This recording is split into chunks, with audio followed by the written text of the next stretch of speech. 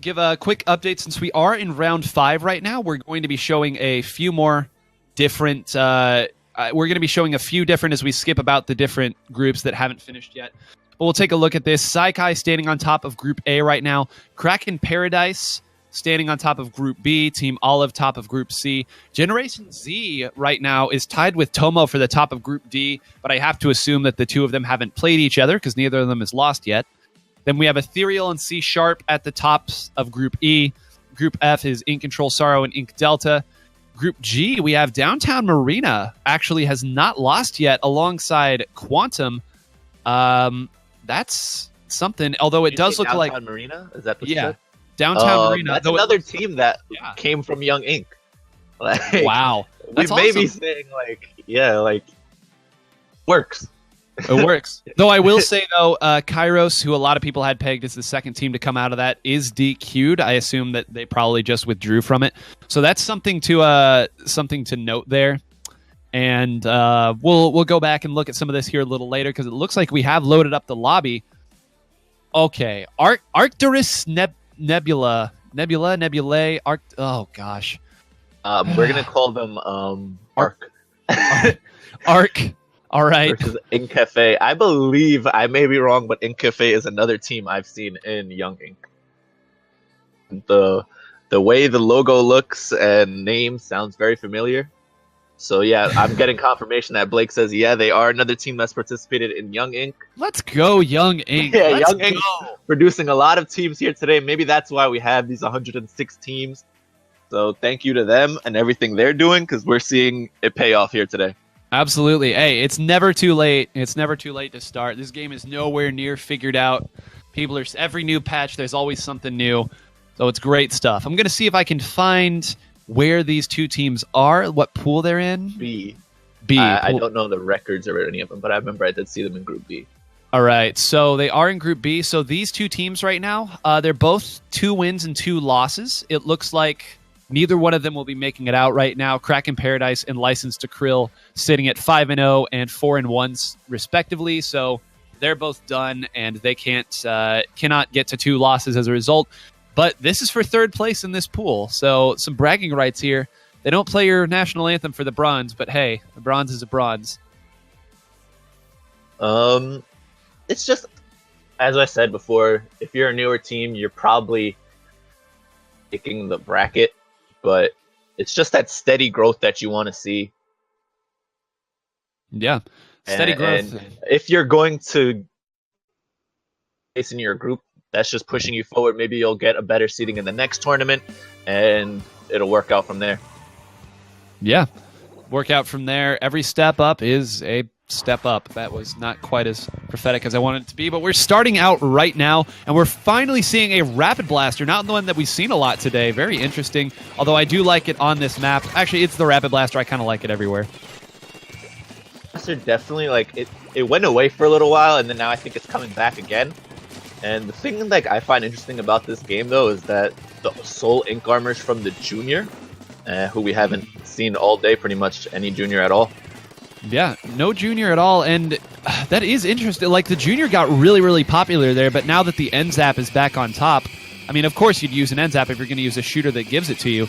But yeah, I guess we have some Junior loyalists here. Maybe like the Splat Bomb, and the Stingray's still really good, by the way. I don't know if we made that clear. You see a double get picked up there by this Splatling. And give me your take on Splatlings, their place in the meta, because I know you wrote an article about the Hydra, but what do you think about this Hydra, or this Splatling in particular? It's still got Stingray. It builds it very quickly thanks to Sprinkler. What's your take on it? Splatling's definitely the main weapon, maybe a little bit left behind because everything's so fast right now with NZAP, Ink Armor, Tri-Slosher, all that stuff. But I think the specials for the Heavy in particular, the Stingray and the other one having the bubbles, makes them viable options.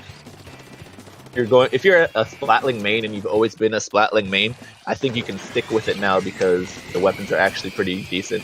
But as we talk about that, we do have a pretty neutral game here, not much scoring so far. And just trying to see Sigma trying to escape those 10 missiles as he pops that Stingray. I'll be very interested to see where now that they finally are in a little bit of control here, I'll be really interested to see where Inkafé sets up that Rapid Blaster. You see the Rapid Blaster going in maybe a little bit too much. Yeah, going to get picked off. Would have liked to see a little bit different positioning there from that Rapid Blaster. I think your positioning on Rapid Blaster, it kind of reminds me of like a Dynamo back in Splatoon 1. If they get to set up and tee off, there's like not a whole lot you can do to push them in because they're going to see you put 2 shots on before you can get close, and then it's just, the wind kills you. So now they're back in control here, another strong thing, and it looks like, once again, they're going to send they're going to send them all in. They're playing aggressive right now. Brush, though, just wants to stay back in mid. I guess like he just wants to camp that tower if anyone gets too close to the zone. He does push forward a little bit, then backs off, and just trying to see how Arc here can try to get back in. They splash down into the zone, but quickly get taken down. Yeah, they're starting to trickle in right now. You never like to see that. When you're coming in, you've got to make sure to do it with specials, do it with a couple of you, because as you trickle in one-on-one, as we're seeing once again, you may get one, but, I mean, at best, it's going to be a trade, and just like that, you're seeing 3 down once again. The last one way back there, it is the Splatling. The Splatling did neutralize the zone. That could be pretty big. I don't think... Okay, they do get it back very quickly. They did count it out. 7, 6, 5, another 3 down. And that got out of hand very quickly for Arc. It looked like they had a pretty strong opening there, or at least a neutral opening, but Inkafé came in and just never really let up.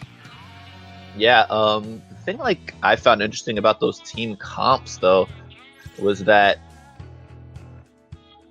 Arc in particular, they had 3 splashdown weapons, and I don't know how good splashdown is at trying to get back in. Struggling with there, you have to kind of move forward in the first place for the splashdown to be effective. So without any ink under them, I don't know really what they could have done with that kind of team comp. Splashdown is good, but there is such a thing as too much of a good thing. Moving on to Snapper Canal now. Tower control. Okay, I gotta know, because I only hear 2 responses to this question. Do you like Snapper Canal? Snapper Canal? No, I hate it. Okay, that's the other one I hear is yes, I love it. And I never hear anything in between. Tell me why you hate Snapper Canal, though. I don't know. Something about the map just doesn't rub me the right way. Like, especially in splat zones, like half the map isn't used. It's like Piranha Pit, but I don't know. I like Piranha Pit way more in Splatoon 1 than I like this map at all. The middle is just very bland. It's just mostly that a lot of the map just doesn't see use at all. It's just there for nothing. that weird flank like into your spawn or the enemy spawn that like you could jump off that block, and it's like come from there, and it's just boring to watch that spot because all you have is like a block in front of you waiting. It's just a boring map to me. If we're gonna talk about it like in I guess a competitive stance, though, it's pretty good. I guess it's a map that favors long-range weapons. Like, I know some people think, like, especially like the top echelon of teams, they think like the Rapid Pro is the best weapon, like, period, on this mode. I mean, map, and then probably on tower control too. It might be the best on that too. So, well, we did see a Rapid Blaster. We did see a Rapid Blaster show up last game, so hey, if it worked last time, may as well bring it out here again. I think your analysis on Snapper is pretty right. I will say that I enjoy tower control here more than most modes, because you do have to take that big left side to do anything with. I mean, all the pushes, that's the spot you have to have some real estate if you want to make a sustained push. So I think this mode in particular is a little better about utilizing more of the map, but that is kind of a symptom that a lot of big maps happen. And we see an E-leader. Oh my goodness. Wow. Okay. And the Rapid Blaster Pro like you called, but wow. There's an E-leader. We're seeing it. Long-range weapons. You called it. Yeah. When I thought about a little 2-dose there when it started off like that, falling into the water, but back to those long-range weapons, the E-leader's not the one I would have picked, but it does have the bubbles, which, as I said, not a lot of weapons nowadays have them. So maybe that's his reasoning for going that. I'm comfortable with other bubble weapons, and this was the one of his choice. So, yeah, and there we do. Wow. All right. That's twice now. 2 members of Arc there going for a swim. But one other reason I think I like the bubbles and the rain cloud combination, so I can see that. But E-leader is I mean, yeah, we don't see that a whole lot. This is certainly not Splatoon 1. As we're seeing once again, the ink control just going in the direction of Inkafé. They really haven't let up on that. And a lot of bombs being thrown here at the middle as both of these short-range weapons try to find ways in. A good flank there, going to get the kill there with a little bit of help from the Rapid Blaster. And now the pressure is going to come back in. If this T-Tech is able to get in, you're going to see some bombs get thrown. Now the E-Leader comes up to support them a little bit more. This T-Tech, you could tell, is just waiting for the opportunity to go in. When are they going to pull the trigger? Yeah, he does get one with that bomb he threw there, and he's going to rush back towards the tower to help the rest of his team. Just this Tenetech here just seems to like throwing his bombs, picking off with that Inkjet. Hopefully he can get one, but can't really spot one out. Inkjet runs out right in time as he has the blaster within his range, but right now that blaster, and I see the pro behind him just trying to stop that tower. Do a pretty good job there, although the blaster got taken out by a very well-placed bomb. One of those things that we talk about the blasters being good. One thing is if a bomb is right on you, you probably aren't going to be able to get away from it. Blaster's just not quite quick enough. We're seeing this Rapid Blaster Pro again coming in and trying to make a play here, help the team get a pick, and does with a very nice shot there after they'd finally retreated. Another one going to get the assist for, and once again being pushed over here on this side. It looks like they've called out a flanker. Down goes the Toxic Mist. And trying to get on the tower here is this Rapid Blaster Pro. And going to just ride it with a Pain Train. A good direct, but not going to be enough. But that's going to be enough for this time. Is that the... Wow, okay. I was surprised that there was a trade there. Yeah. But now a 3-down situation. On tower is the E-Leader. Not a good situation for Arc once again. Yeah, the E-Leader, I don't know if they want to maybe back off a little bit. They're getting Stingray, they're getting bubbled all around them. A blaster's coming in, but somehow gets taken down by the Rapid Pro. And back off, so good on them. And now it's just back through towers resetting as the E-Leader tries to get back on. And on comes the Rapid Blaster Pro here. There goes that Ink Storm.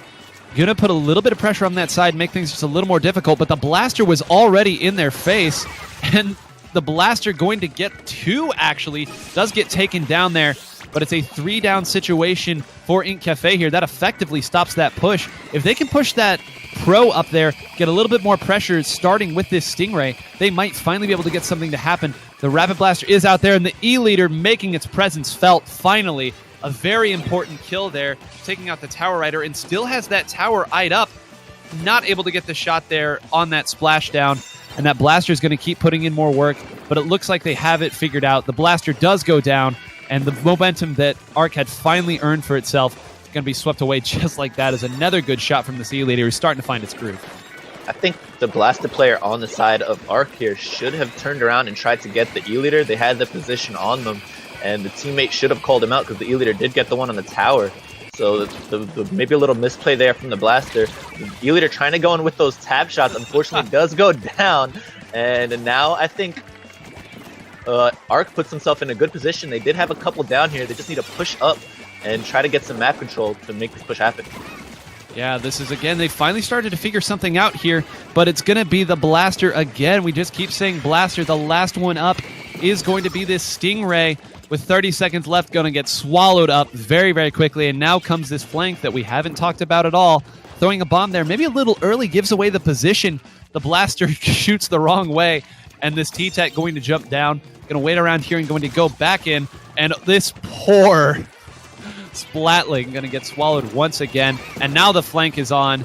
And this position has been very lost. I'm not even sure they're going to get to tower, much less have a chance at a push. Yeah, I think just the problem with Arc for this game in particular was the lack of communication here. The Tenetech, or actually Blaster rather, on the side of Arc, knew that somebody was around that flank because he saw the bomb, and then let his teammate with that Splatling undefended, and obviously didn't pay off for them. They couldn't get anywhere near the tower there. So I think just they need to work on maybe a little bit of communication, as a little bit of plays just didn't go the right way. Mm-hmm. And you called it right there. 18 KA for the Rapid Blaster Pro. The Prophet Walkie saying it might be the best weapon on that map and mode. Well, that game it certainly was. If you're a Blaster player, long-range player, I think definitely check out the Rapid Pro on that map. But I do want to point out once again, the young Ink coming through, Inkafé did win that set. Shout outs to Young Ink. It's the training ground, man, cultivating the next generation of Splatoon 2 talent. Inkafé, unfortunately, will not be making it into bracket. Licensed to Krill, a very strong team. And, of course, the other team in their pool, which was the Kraken Paradise. That's right. So, of course, two very good teams there. Maybe not quite ready to take that next step, but they beat everybody else. The only two losses they had were to Licensed to Krill and to Kraken Paradise. So, another team on the come up here. Once again, shout-outs to Young Ink, getting it going. Yeah, of course. Obviously, you have to start somewhere. Young Ink is a great place. I don't know if Arc has participated in it. They're probably a newer team themselves. Maybe they want to check that out. They definitely got some good experience here today. They did win 2 sets, I believe you said. So that's not too bad for them. Honestly, if I'm Arcturus, Nebula, just work on that communication, because just a few of the plays, I think you could tell like exactly where the enemy was after another member spotted him. So that's definitely key for them to work on coming into the next tournament. Yeah, scrims are big too. I think scrims are one of the most important ways to take the next step, being against other teams that are good and know those communications and will take advantage of your flanks. That's certainly not something you get in solo queue, and oftentimes not even something you get in league battle. People who are actively trying to attack weaknesses, calling things out, pushing advantages. So yeah, try to get into some scrims, try to communicate. A lot of teams are willing to scrim, and with all these teams coming out of Young Ink, there's a lot of teams around the same level looking to take that next step. So hey, be aggressive. Be aggressive with asking for him. The worst that can be told to you is no. If I'm Arc Nebula right now, and Inkafé, you just played, you're both out of the tournament, close set, you go out and ask each other if you want to scrim, try to get better together. That's how you're going to improve. You play around those teams that are at your level, and then work your way up from there.